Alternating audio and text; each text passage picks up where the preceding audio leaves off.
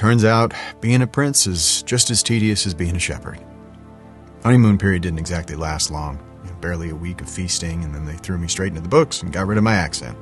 Well, most of it, anyway. I asked why. Now, I'd never need to know this stuff. The only chance I'd get to rule this place is if half of it burned down. Now, I could have brought some real, modernity to Troy, you know? How's that for a $10 word? And squeeze some actual life experience out of the truth of the land.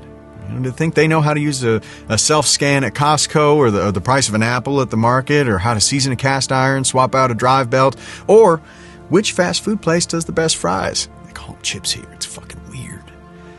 It's McDonald's, of course, but if you say KFC or Burger King, then we got a whole nother issue, another conversation at a separate time. This is... You think Priam's ever eaten a Big Mac? He probably thinks it's some kind of tax reform. Well, I didn't do too well in strategy or international history.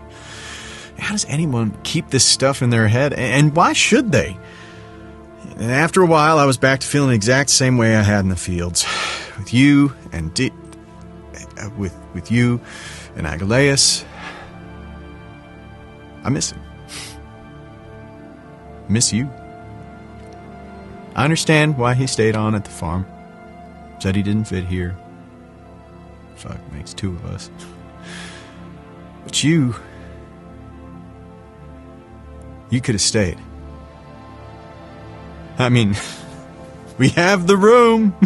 These long, empty spaces filled with walls of dead and dull oil paintings, no doubt done by incredibly talented people in the 15th century for the Duke of Who Gives a Von Fuck. So, you could have come. They brought the little man.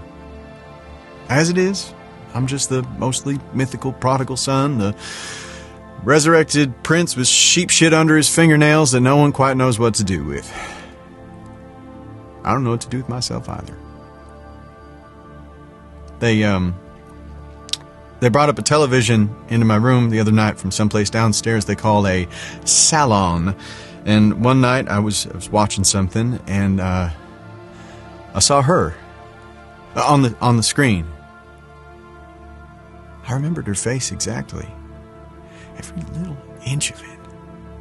And it wasn't in my power to forget it. She's an actress now.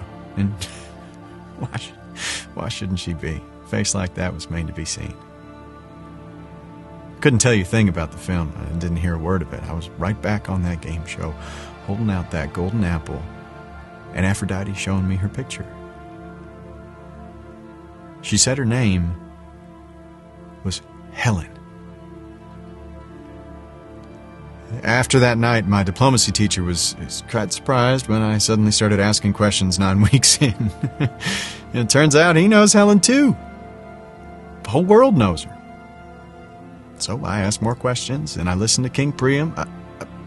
I listened to my father when he told me about Hesione, sister that had been taken years ago so that he might live, and how she was with King Telamon in Salamis.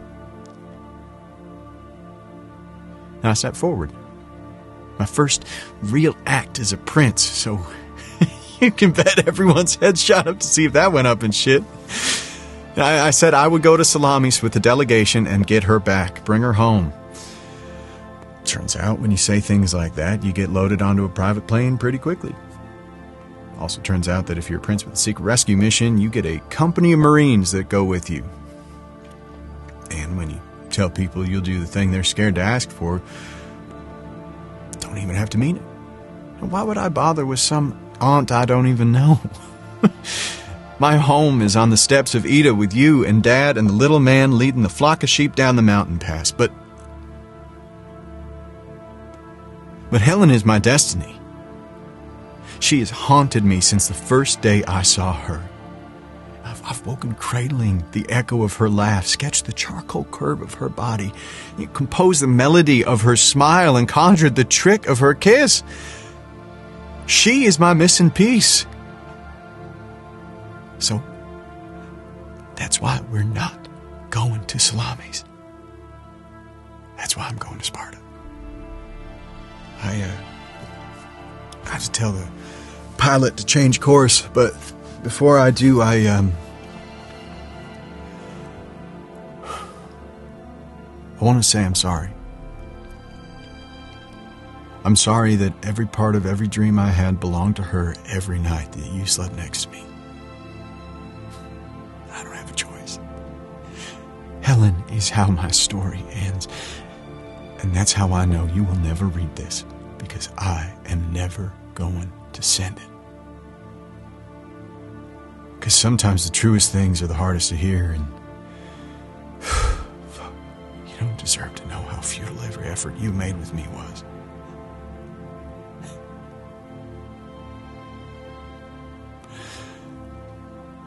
I wish you peaceful nights and long summers, and I hope that one day you will find someone worthy of the life that I now hand back to you. Yours, Paris, Prince of Troy.